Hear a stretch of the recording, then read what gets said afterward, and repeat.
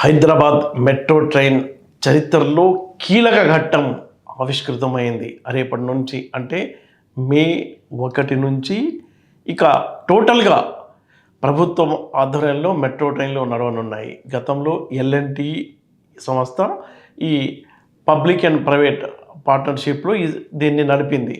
అయితే నష్టాల భారం మేము తట్టుకోలేము అని చెప్తూ వాళ్ళు గత కొన్ని రోజులుగా ఈ గవర్నమెంట్ మధ్య టాక్స్ జరుగుతున్న నేపథ్యంలో టోటల్‌గా ప్రభుత్వం ఏదైతే ఉన్నాయో 100% షేర్ 15,000 కోట్ల రూపాయల విలువకు సంబంధించిన షేర్స్‌ను రాష్ట్ర ప్రభుత్వం స్వాధీనం చేసుకుంది. దీంతో ఏమైంది, మెట్రోకు సంబంధించిన ఆస్తులతో పాటు ఈ మెట్రో నిర్వహణ బాధ్యత రేపటి నుంచి ప్రభుత్వం ఆధ్వర్యంలో రానుంది. అయితే ఇలా ప్రభుత్వంలోకి అంటే విలీనం అవ్వడం వల్ల ఏమవుతుంది అంటే ఇష్టం వచ్చినట్టు టికెట్లు పెంచుకోవడానికి గతంలోలా ఉండదు. దీనిపై నియంత్రణ ఉంటుంది. అలాగే ఏదైతే రెండవ దశ పనులు ఉన్నాయో అది శరవేగంగా పూర్తయ్యే అవకాశం ఉంటుందని అది ఒక పాజిటివ్ ఇదిగా మనం చెప్పుకోవచ్చు. అంటే ఈ ప్రాజెక్ట్ ఏదైతే ఎల్&టీ వాటా 1,461,47 రూపాయలు ఉందో దాన్ని ప్రభుత్వం తీసుకుంది. అలాగే మనం చూసాం గతంలో ఎప్పుడో రేవంత్ రెడ్డి మాట్లాడుతూ మార్చి 31 తేదీనే మెట్రో ప్రభుత్వంలో విలీనం అవుతుందని చెప్పారు. కానీ జాప్యం జరిగింది. దేనికంటే జాప్యం జరిగింది, IRFC Indian railway finance corporation నుంచి అప్పు తీసుకోవడానికి రాష్ట్ర ప్రభుత్వం ప్రయత్నం చేసింది. ఆ అప్పు రావడంలో కొంత జాప్యం జరగడం వల్ల ఈ విలీనం ప్రక్రియ ఆలస్యమైంది. ఆ డబ్బు విడుదలైన వెంటనే ఎల్&టీకి పే చేయటం, ఈ ప్రభుత్వం స్వాధీనం చేసుకోవడం చకచకా జరిగిపోయాయి.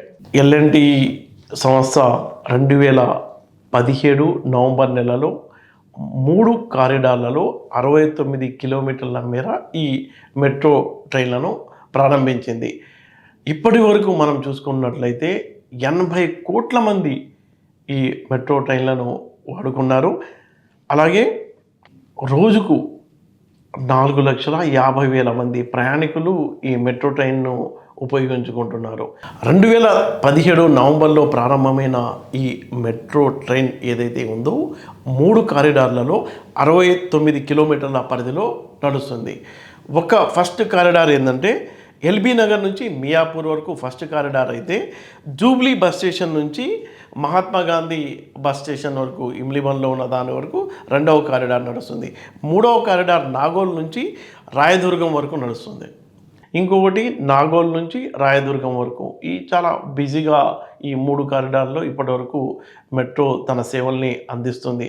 అయితే ఇప్పుడు ఆసక్తికరమైన విషయం ఏంటంటే ప్రభుత్వం ఎందుకు తీసుకుంది, ఎందుకు ఎల్&టీ దీన్ని వదిలేసుకుంది అనే దాని మీద చర్చ అయితే జరుగుతుంది. ఎల్&టీ ఏ రోజైతే ఈ ప్రాజెక్ట్ టేకప్ చేసిందో అప్పటి నుంచి నష్టాల్లోనే దాదాపుగా 6,600 కోట్ల రూపాయల నష్టాన్ని ఎల్&టీ ఎదుర్కొన్నామని చెప్తుంది. అలాగే ప్రతి ఏడాది 1,200 కోట్ల రూపాయలు వడ్డీ భారం చాలా భారంగా మారటంతో ఈ ప్రాజెక్టును ఇంకా మేము చేయలేము, రెండవ దశ ఏదైతే పనులు ఉన్నాయో అవి కూడా చేయలేమని చేతులు ఎత్తేయడంతో రాష్ట్ర ప్రభుత్వం దీన్ని విలీనం చేసుకుంది.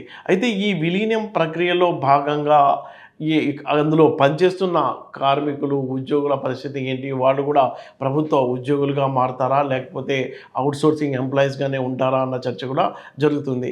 అయితే ఇంకొకటి ఆసక్తికరమైన విషయం ఏంటంటే రాష్ట్ర ప్రభుత్వం ఏదైతే మహిళలకు మహాలక్ష్మి పథకం కింద ఉచిత బస్సు అవకాశం కల్పిస్తుందో అలాగే ఈ మెట్రో ట్రైన్లు కూడా మహిళలకు ఉచితంగా ప్రయాణం చేసే అవకాశం ఉంటుందా, అలాగే స్టూడెంట్స్కు కొంత రాయితీ ఏమైనా ఇస్తారా అనే చర్చ కూడా జరుగుతుంది. దానిపై ప్రభుత్వం ఎలాంటి నిర్ణయం తీసుకుంటుంది, రేవంత్ రెడ్డి నుంచి అంటే సీఎం నుంచి ఎలాంటి ప్రకటన వస్తుంది అన్న ఆసక్తి కూడా ఉత్కంఠ కూడా నెలకొని ఉంది. రేపటి నుంచి అంటే మే 1 నుంచి ఇక మెట్రో అనేది రాష్ట్ర ప్రభుత్వ ఆధ్వర్యంలో నడుస్తుంది. కాబట్టి ప్రభుత్వం ఎలాంటి రాయితీలు ఇవ్వబోతుంది, లేకపోతే ఇప్పుడు మనం చూసాం ఆర్టీసీని నడిపినట్టే నడుపుతారా, లేకపోతే ఈ మెట్రోని ఆధునిక పద్ధతుల్లో మరి అంటే ఒక పక్క కమర్షియల్‌గా, మరో పక్క సేవ చేసేలా అంటే పబ్లిక్‌కు సేవలా, సౌకర్యాలు మెరుగుపరిచేలా, అలాగే అక్కడున్న ఉద్యోగులకు గానీ, టీ స్టూడెంట్స్‌కి గానీ, మహిళలకు గానీ రాయితీలు కల్పిస్తారా అన్న చర్చ అయితే జరుగుతుంది.